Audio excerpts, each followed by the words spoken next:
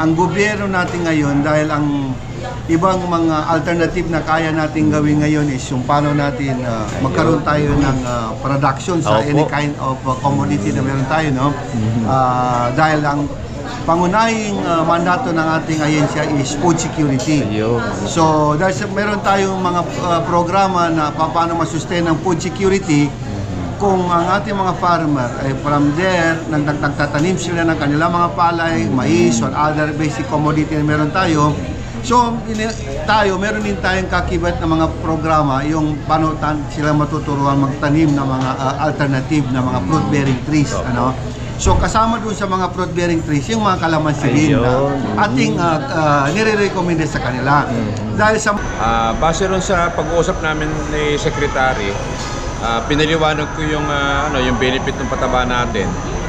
Na marami siyang tanong at nagustuhan naman niya yung mga halos yung katanungan niya sa akin about dun sa organic fertilizer natin na sa tingin niya mukhang pakikinabangan naman.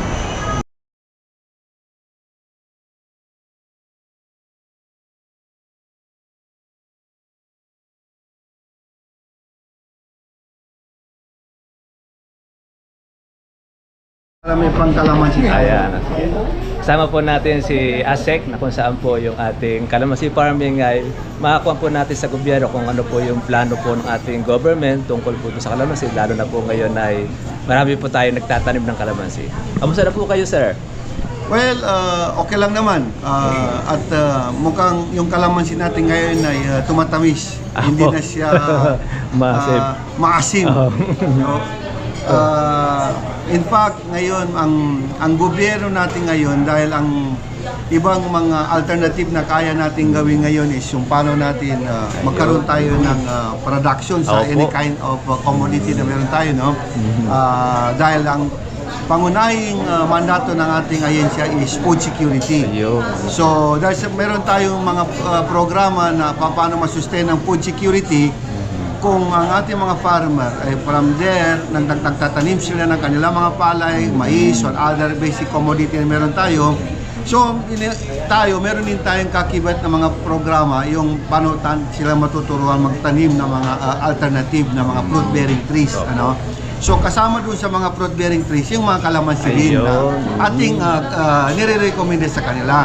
Dahil sa market, ang ating mga kalamansi ngayon ay talagang profitable. Marami na rin nangangailangan dahil ito ay hindi lamang pwede mo gamitin sa iyong everyday na pagkain mo, pwede mo rito, ang dami nang nagpo-produce ito ng kalamansi juice. Dahil ito ay nagsisignify na mayroong vitamina na vitamin C. At ang vitamin C po natin ay part ng ating immune system sa ating katawan. Kaya ang Department of Agriculture ay hindi lamang po doon sa food security, but even including yung health ng ating mga kababayan, ay mandato na rin po natin. Dahil as a consequence of our program, nagpo-produce siya ng mga other things that are vital to the organs of our people. So ang ating mga farmers, ang ating piso folks, ay ginagawa na natin po as part of our program, yung alternative natin na pamimigay ng mga seedlings sa kanila, katulad ng mga kalamansi at fruit-bearing trees po natin. So, rest assured, tayo po sa Department of Agriculture with our good secretary, no less than kay Francisco Laurel Jr. And sa ating high value crops na program, ay meron po tayong mga allocation sa ating pong mga seedlings. Ano? So, kasama sa seedlings na pinoprovide po natin, sabihin ko uli, itong kalamansi po natin na kailangan ng ating mga kababayan para kung meron tayong immune system at makagagalaw tayo, makakapagtanim po tayo ng mas malaking area as mahabang pagtatanim ng ating mga farmer. At including ang kanyang mga pamilya. Dahil pag tuwing inom tayo ng may vitamin C, tayo po ay nakaka-establish ng magandang immune system sa ating katawan. Bali po, Sek, yun po ang ating kuha natin ito. Ine-export sa ibang bansa, ano? Meron po tayong dahil yan po ay high value, at the same time, meron po kasi tayong AMAD section na sila po yung in charge naman po sa paano natin pasustain yung mga high value crops na meron pa. Kaya minsan yung sa Amad section po natin, sila po yung nagko-consolidate kung sino sa mga grower, developer natin, at saka mga farmer natin, ang capable na pwede natin bigyan ng intervention ng mga processing. So pag meron po tayong naibibigay ng mga processing as part of sustainability ng ating mga kababayan, ay nagkakaroon sila ng opportunity na pwede nila itong palakihin ang kanilang market. So pag ito ay nagkakaroon na sila ng mga malakiang market, including paano nila ito ini-export, so nagkakaroon po tayo ng opportunity din na ipopromote natin through abroad na itong mga produce ng ating mga kababayan. So hindi lamang po yan sa larangan ng kalamansi, including other high value tulad ng mga kakao, tulad ng mga coffee, ay in-export na rin po natin dahil sa tulong ng Department of Agriculture through Amad section po natin. Bali po sir, ngayon po ay meron tayo pang mga kababayan na nangangamba. Baka daw pag magtanim ng kalamansi ay hindi na mapili. Ano po ba ang masabi po natin? Well, ang sabi ko nga po, dahil ang total value chain ng ating mga produkto ay ngayon ay pinag-aaralan ng Department of Agriculture. Ayan. So, ibig sabihin yan, hindi lang doon sa mga intervention po natin, but including yung kung paano tayo nakaproduce, processing, at saka marketing strategy po. Meron na po yan. Through doon sa sinasabi ko na Amad na section po. Ayun. So, ganun po natin tinutulungan ng ating mga kababayan na hindi lamang po doon sa intervention or land preparation nila na pamimigyan natin ng mga seedlings, but until doon sa tinatawag na natin na market strategy nila. Dahil minsan meron din po tayong mga kakibat ng mga financing institution na pwede nga sila doon, pwede natin silang mapalapit para magkaroon sila ng mga loan or financial assistance or capitalization para sa kanilang mga bawat programa na gusto nilang gawin, lalo na kung ito cooperative, ito ay mga farmers association, na the more na meron po tayong intervention dahil sila po ay nakikita natin hindi lang individually but as an association and the whole member ng kanilang cooperative. Ayun. About po sir sa project po ng government, yung local made po natin ng mga inventor natin ng abono, organic fertilizer. Yun po, kamusta po ba ang natin status sa Pilipinas? Well, sa Philippines naman po, kakibat na po ng bawat commodity natin ng fertilizer. Ang pagkakaiba lang po niyan, ano yung mga brand, at saka ano yung kailangan ng nutrients noon sa particular na commodity, at doon sa ano yung kailangan natin i-sustain doon sa lupa na meron din namang originally na nutrient. So, paano lang natin dadagdagan para the more na bubunga, magiging ng tama yung ating mga produkto, yung ating mga itatanim. So far ngayon, marami pa naman pong programa ang ating gobyerno na mga intervention po natin sa ating mga kababayan, ng mga farmers na binabahagi po ng ating ahensya through the leadership of our good secretary, si Secretary Laurel po. So, ganoon naman po, remain at stand pa rin po yung ating mga programa, and looking forward na the more na magkakaroon tayo ng mga intervention sa inputs para sa ating mga kababayan in the coming years para po medyo lalaki yung ating mga budget para po mas lalong matulungan natin ng tama, proportionate, at saka yung tinatawagan natin na enough, na maging sufficient yung ating production sa bawat bahagi ng ating bansa.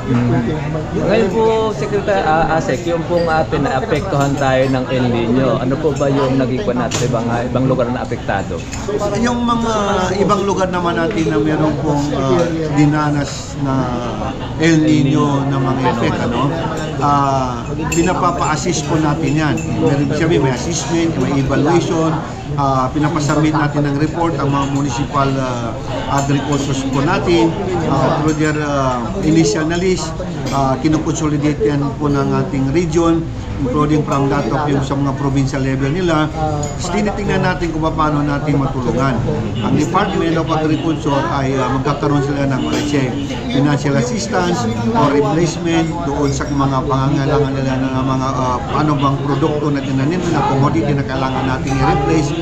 Pangatlo, kung yan ba ay na-insure po natin sila sa ating ACPC para kung mapagbigay tulong kaagad ang ating ahensya. And then pang-apat, yung tinatawag natin na ang ating mga kababayan ay dahil sila po ang ating producer ng ating pagkain na para po i-deliver, bibigay, babahagi natin sa mga kababayan, ay ginagawa natin ng paraan over and above po doon sa ating mga mandato. Paano natin matutulungan? So, minsan nagagamit natin yung savings natin para lang po matulungan natin yung ating mga kababayan na nangangailangan po dahil doon sa epekto po ng El Nino po ngayon na dinadanas po natin sa buong bansa. Except for areas na meron naman ding areas tayo na tulad ng Baguio, minsan malamig naman din talaga, no? Or yung sa area ng Caraga, may mga area doon na nag-uulan din, hindi naman sila masyadong naapektuhan. Pero majority of our provinces now are actually affected by the El Nino. Ayun. Bali po kasi nung nakaraan kasi napasyal po tayo doon sa Agusan del Sur. Meron po tayo mga nakita mga kalamansi doon. Doon po sa Mindanao, gano'n na po ba karami ang may tanim na kalamansi ngayon? Well, Hindi pa naman gano'n karami. hindi ko pa naman ganong kapado yung data, no, ng kalamansi. Pero doon sa Mindanao area po, the way I can see it, hindi naman po naman masyado marami, pero hindi naman po nagkukulang ng kalamansi. Dahil po every now and then, ako naman po minsan pupunta rin sa market po natin, marami naman po ako nakikita ng mga kalamansi. Pangalawa, kung meron po kami mga kadiwa, nakikita ko rin naman po yung mga consolidator na sumasali na meron din silang bit-bit ng mga kalamansi na binibenta rin nila sa ating mga kababayan. So, that shows, to make it show na ibig sabihin, meron din tayo mga grower, developer, producer ng kalamansi sa bawat region natin, sa lalong-lalo na sa Mindanao or sa Caraga. Minsan po nagkaroon ng shortage sa Maynila ng kalamansi. Nakakarating na taga Davao doon sa Maynila. Paano po bang process na ginagawa na doon? So, aeroplano ba? O Well, ibig nangangahulugan na marami pong nagpo-produce ng kalamansi sa Mindanao dahil po ay minsan nakakatulong po tayo sa other areas tulad ng Limos, NCR. Nadadala po natin yung ating mga high value na mga commodity, no? So, minsan yung ating mga producer, yung mga grower natin, natutulungan natin, sinushoulder natin minsan yung kanilang mga transportation. Kakibat na ng programa po natin din sa DA dito sa Amad section po. So, tulad halimbawa ng pandemic, tayo po ay meron din mga allocation para sa transportation na subsidy para sa ating mga kababayan na may mga nakokonsolidate po natin para dalhin ang kanilang produkto sa Metro Manila para matulong po natin doon sa pangangailangan na demand doon sa mga areas na nagkukulang po yung number of basic na commodity na kailangan natin kababayan sa kanilang daily sustenance. So, ganun po yun. May programa po ang Department of Agriculture. Ayan po mga katribya, si Asek po ay galing po sila ng Baguio, kaya busy po ito sa dami po ng kanila po mga pinupuntahan para makamusta po yung mga farmers natin, ano, yung kanilang kalagayan. Maraming salamat po, Asek. Yes, salamat din. Sa consulted, pagka po sa kalamansi, tayo po kasi nagiging consultant natin mga kababayan sa kalamansi farming.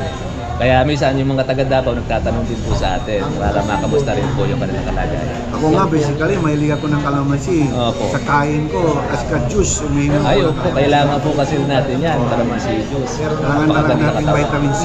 Opo. Okay. Immune system yan. Salamat ha, maraming Salamat. Okay, thank you. So kanina po mga katribya, tayo po na-meet po natin si Assistant Secretary ng Department of Agriculture para po ma-introduce po yung abono po ni Sir Marvin. Ngayon tatanungin po natin kung ano ba yung mga napag-usapan. Sir, kumusta po yung ating napag-usapan kanina ni Assistant Secretary? Base ron sa pag-uusap namin ni Secretary, pinaliwanag ko yung, yung benefit ng pataba natin na marami siyang tanong at nagustuhan naman niya yung mga halos yung katanungan niya sa akin about dun sa organic fertilizer natin na sa tingin niya mukhang pakikinabangan naman. Kaya ang naging pag-uusap namin, nagdesisyon siya na siyempre anumang bagay kasi na hindi nakikita ng farmer kasi nga may naging prinsipyo yung farmer, gusto to see is to believe.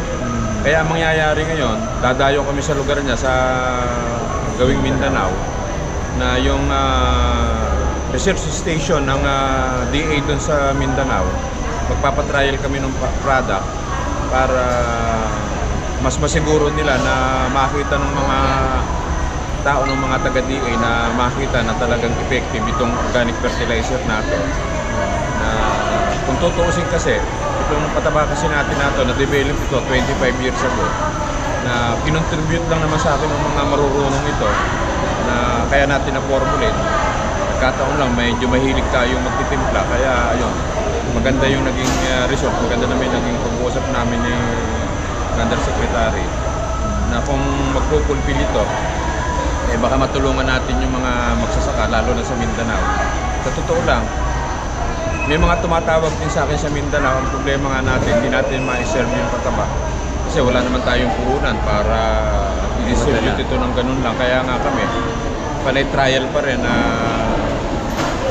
kasi nga gusto ng farmer to say is to believe, wala tayong makuha. Kaya siguro, baka dito magkaroon na tayo ng pagkakataon na makita ng Undersecretary na kung effective ito at makikita nila, baka sakaling mapalaganap natin yung pataba na ito. At yung mga taga Mindanao, sa Bisaya, eh, naghahanap sila ng ano talaga, ng Proven. na magpapatutuo ng pataba nila. Kumbaga sa ano, wala na silang choice. Eh, lahat kasi nasubukan na nila. Parang nagka-idea sila na bago naman ito, masubukan na kung talagang effective ito. Eh, try natin, wala namang mawawala sa kanila. Kung hindi natin itatry ito, eh, wala na, suko na yung magsasaka sa lupa. Talagang malaki na ang problema na pag di natin naiayos ito, eh baka mga 3 to 5 years from now, eh talagang yung lupa natin sumuko na. So, Sir Marvin, makakarating ka ngayon ng Mindanao ngayon niya. Kasi sa gustuhan ko rin makatulong sa mga farmer, eh, siguro talagang inilaan tayo rito. Eh, obligado magsakripisyo ng konti kasi kung hindi, eh, wala tayong magagawa sa farmer kasi nga eh, ang natanim sa utak nila eh kasi is to believe. Kaya obligadong ipa-testing natin sa kanila yung pataba ng sila mismo na hindi lang ako yung nagpapatuto, mas tayo ibang nakagat. Bali, kuan, ilang ektarya yung sasampulin to? Eh, more or less, palagay ko, baka manghingi sila ng 1 hectare para accurate yung result ng trial. Sa research station nila sa Mindanao. Bali, ang request yata nila to document. Ay, do-document nila para mas totoo yung mahirap kasi ang hearsay lang yung kahit tumatalab yan. Eh, kung mismong yung mga researcher ang magdo-document ka, maipuprove nila para hindi sila masira sa mga farmer o kaya sa government natin na talagang itong pataba na ito ay legit na pakikinabangan. Bali, nabanggit din ni ASEC yung ating klima doon ay madalas na pag-uulan, di kagaya sa atin. Paano ba ang discarding gagawin doon? Base naman doon sa hindi naman tayo natatakot doon sa klima. Ang kagandahan lang kasi nung sa atin is slow release. Baka ngayon magkaroon ako ng idea, kung malagyan ng pataba ito at mag-uulan doon at hindi lulubay, eh baka hindi na natin kailangan yung nitrogen. Kasi kung ulan ng ulan doon, so sobra tayo sa nitrogen, maaalagaan yung palay, kaya baka yung pataba ko na lang ang pwede nilang gamitin. Kaya yung isang maging result ng magiging trial nila. Bali, mga anong ratio na doon sa paglalagay natin doon kung di gagamit ng nitrogen? Kung sinabi nila yung sitwasyon sa akin, baka i-full dosage ko yung 1 hectare, baka ipalagay ko na sa halip na 5 bag na. Baka gawin ko ng mga hanggang 7 bag. Kasi kung mag-uulan, kakayanin na yun. Dahil di na tayo maglalagay ng nitrogen hindi na tayo maglalagay ng nitrogen kung sakaling uulan. Na walang Dubai na sabi nila. Ngayon ito choice natin para mali natin na makarating sa presidente itong pataba na pangarap natin na ito na nga sana.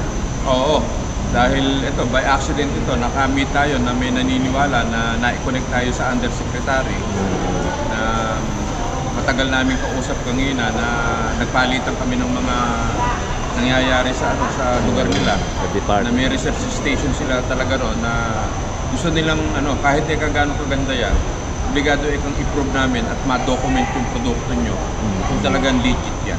Ayun. Yun yung isa namin pag-uusap ni Undersecretary. Ayun kasi po mga katribya, yung nabanggit po natin, yung isang kaibigan natin si Sir Marvin Miranda, katukayo niya rin. Yun yung nag-endorse sa atin na nakapanood ng ating pong vlog para makausap po yung si Assistant Secretary ng DA. Dahil yung kanyang kakakilalang kaibigan nun, boss naman niya. Kaya nung panahon na naghahanap po ng organic fertilizer, isa nga po yun doon sa nai-refer po niya, yung kay Sir Marvin. Kaya nagkaroon po tayo ng pagkakataon na lumuwas dito po sa Maynila para noon ma-introduce po sa kanya yung katangian po ng abono. Tuwa po yung ating sekretary dahil una-una yung lupa natin ay magkakaroon po ng solusyon para hindi po masira. Para hindi mo kasi sira na yung lupa natin. Ano? Oo, kasi sa tagal nung panahon, kung baga sa isa kasi kagandahan ng pataba natin, yung tinatawag na microorganism o probiotics, may nakahalo kasi doon sa pataba natin na yan yung isang nawawala na sa lupa. Kung baga sa tao, kukumpara natin yan, tayo wala na rin probiotics, kaya tayo bumibili ng Yakult sa mga mall o saan man merong available o yung mga naglalako. Kaya yun yung isang benefit natin na sa tinimpla natin pataba, na malaki maitutulong ng probiotics sa lupa. Yun lang ang isang kagandahan naman sa atin. Kagandahan po kasi nito, sa ating paggawa. Actually, meron pa iba silang tinitingnan, pero alam ko meron din ibang susubukan din ano? Oo, meron. Meron silang ikukumpara ron sa pataba natin na para mistisong imported pa. Kaya dito magkakaalaman yung saan nilang kakilala na magkakaroon ng trial. Kaya ito isang challenge na kung saan doon sa na-invento niya tsaka yung sa isa namang na-invento rin ng kabila, paghahanayan nila kung alin yung mas maganda, yun yung kung saan sakasakali na makukuha po ng gobyerno project. Sana lalo pong mas maganda ito. Kaya nga yung abono na ito ay dito lang sa atin, po pwede pala na mailabas pa sa Mindanao. Kaya pagkakataon nito ni Sir Marvin, yung kanyang talentong naitatago, makikilala na. Paano po mga katribya? God bless po sa inyo lahat. Kita tayo po bukas. God bless po. Bye-bye. Medyo nagginabi na kami. Medyo nadaan kami din sa NLEX. Medyo kumain ng konti sa Chowking. Ayun. At ginutom kami sa Sa daan. Sa daan. Sige mga katribya, at uuwi na rin po tayo sa ating probinsya, sa Nueva Ecija. Okay.